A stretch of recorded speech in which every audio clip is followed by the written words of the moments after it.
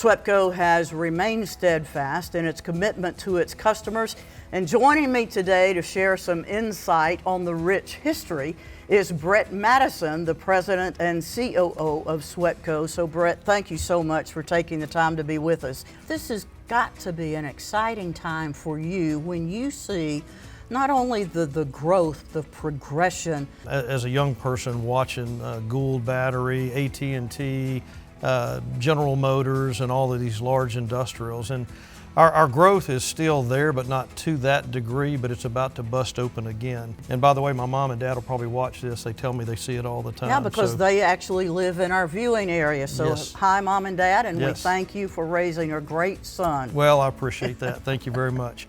So we transitioned to solid fuel, coal and lignite. Our coal comes from Powder River Basin in Gillette, Wyoming, and we've got 3 of those plants. One's up in northwest Arkansas, Flint Creek. We've got one that is Welch plant in East Texas.